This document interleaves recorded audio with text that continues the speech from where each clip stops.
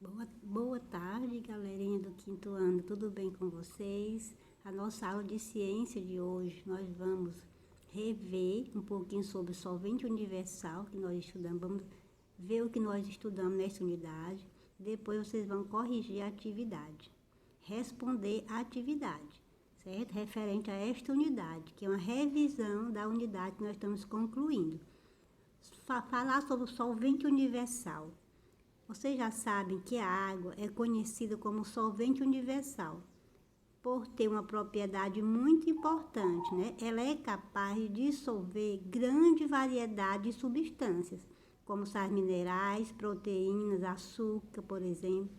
Mas é importante saber que isso não significa que a água dissolve todas as substâncias que existem, né?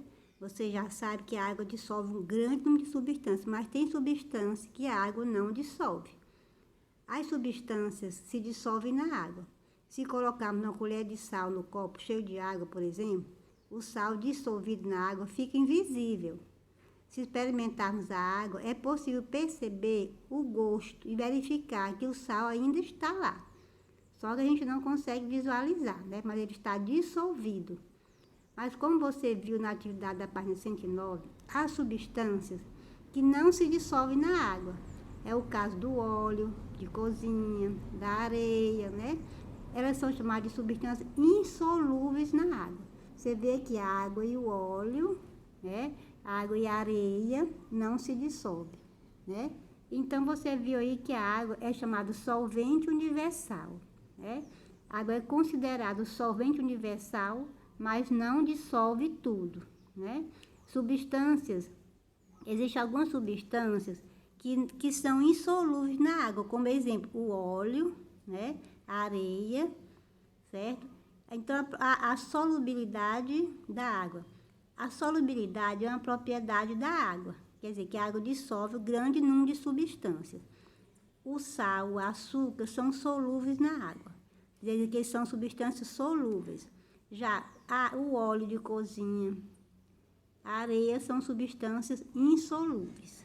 Revendo um pouquinho do que nós estudamos nesta unidade, vamos ler aqui na página 111 do seu livro de ciências. Veja aí, ó.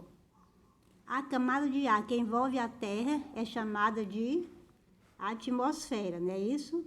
O atmosférico é uma mistura de vários gases. Por exemplo, quais são os gases do atmosférico? O gás oxigênio, o gás carbônico e também o vapor de água. O ar tem as seguintes propriedades. Quais são elas? Ocupa espaço, tem peso, pode ser comprimido e tem elasticidade, né? A quantidade de água do planeta Terra disponível para o consumo é reduzida, né? Nós vimos no mapa aí, no gráfico, né? Que existe grande quantidade de água no planeta Terra, mas só que a grande maioria está nos oceanos e é uma água salgada que não serve para o consumo humano. A água pode ser encontrada em 3 estados físicos. Quais são?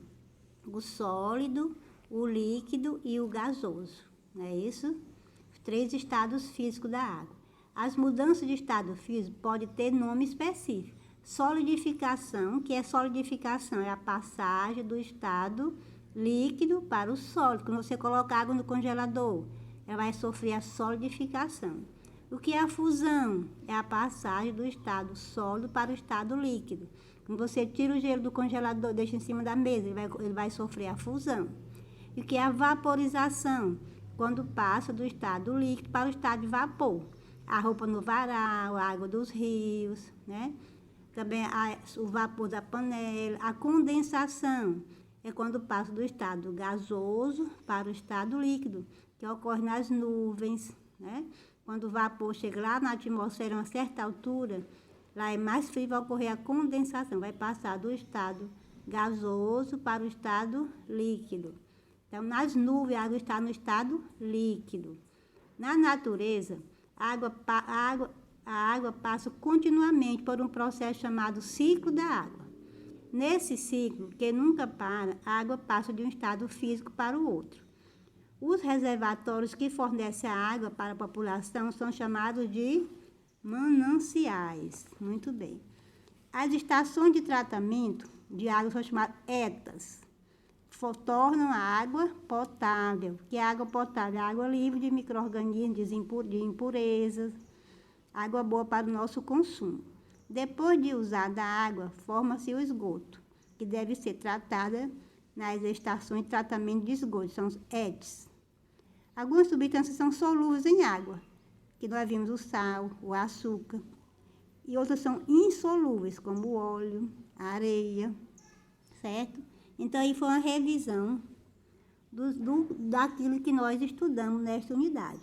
Agora, vocês vão ter como atividade de revisão desta unidade, vocês vão responder esta atividade na página 112 e na página 113, certo?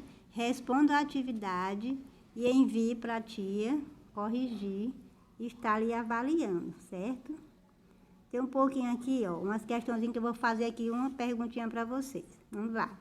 A mistura de gases e partículas de pó que envolve a Terra forma os oceanos, mares e lagos. Está correto essa frase? Vamos fazer a correção. Está errada, né? Está errado. Por quê? Como é a correta? A mistura de gases e partículas que envolve a Terra forma o quê? A atmosfera, né? Forma a atmosfera. A outra perguntinha aqui. Vou dizer, vocês vão fazer a correção. A fusão, a solidificação, a vaporização e a condensação correspondem às etapas de tratamento de água? Está correto? Não, está errado. Vamos corrigir. Como é a correção?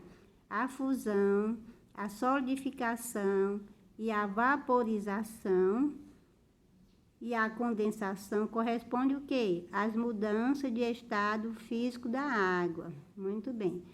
Outra para vocês fazerem a correção. O ciclo hidrológico ocorre somente quando chove? É errado, né? Vamos fazer a correção. O ciclo hidrológico, que é chamado ciclo da água, ele nunca para, pois a água passa continuamente por ele, muitas vezes mudando de um estado físico para o outro, certo? Muito bem. Aí está feitas as correções das questõezinhas, que eram as questões surpresa. Vocês vão responder a página 112 e 113 do livro didático de vocês, tá? Aguardo a atividade. Fiquem com Deus e até a próxima aula.